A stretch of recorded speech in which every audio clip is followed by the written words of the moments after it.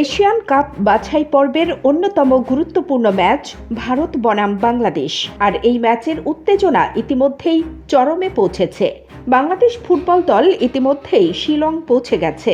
আর আগামী ২৫ মার্চ শিলংয়ের জওহরলাল নেহেরু স্টেডিয়ামে এই ম্যাচ অনুষ্ঠিত হবে। কিন্তু এই ম্যাচের আগেই চলুন জেনে নিই কি ঘটছে দুই দলের প্রস্তুতিতে। বাংলাদেশ দল বৃহস্পতিবার সকালে ঢাকা থেকে কলকাতার উদ্দেশ্যে রওনা দেয়। কলকাতায় কিছু সময়ের বিরতির পর বিকেল ৪টায় তারা শিলং বিমানবন্দরে পৌঁছায়। দলের খেলোয়াড়রা সরাসরি টিম হোটেলে চলে যান। এবারের দলে বিশেষ আকর্ষণ হল ইংলিশ প্রিমিয়ার লিগের ফুটবলার হামজা দেওয়ান চৌধুরী। তিনি প্রথমবারের মতো বাংলাদেশের জার্সি গায়ে মাঠে নামতে যাচ্ছেন। এছাড়াও নতুন মুখ হিসেবে রয়েছেন ফরওয়ার্ড আল আমিন হোসেন।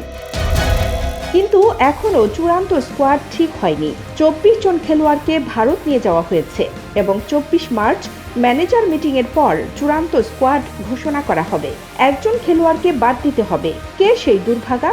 সেটাই এখন সবচেয়ে বড় প্রশ্ন।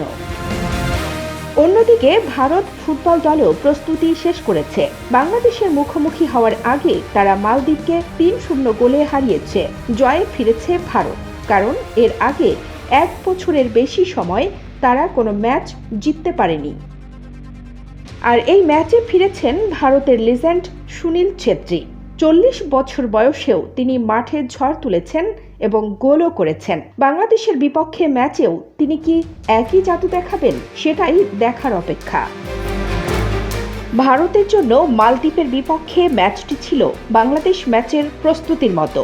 অন্যদিকে বাংলাদেশ দলও পুরো দমে প্রস্তুতি নিয়েছে।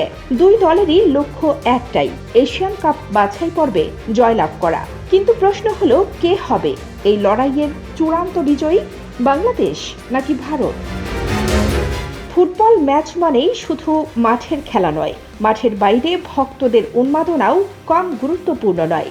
বাংলাদেশি এবং ভারতীয় ভক্তরা ইতিমধ্যেই ম্যাচের জন্য প্রস্তুত। কে কার চেয়ে বেশি সোচ্চার সেটা দেখার জন্য আমাদেরও অপেক্ষা করতে হবে।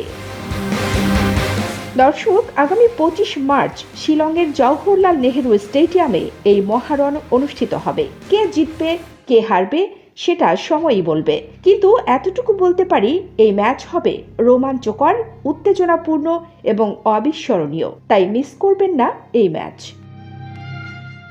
আমাদের চ্যানেলে থাকুন, লাইক করুন, শেয়ার করুন এবং সাবস্ক্রাইব করুন, কারণ ফুটবল মানেই আবেগ, ফুটবল মানেই জীবন। কানিজ ফাতেমা নিপা, খবর সংযোগ।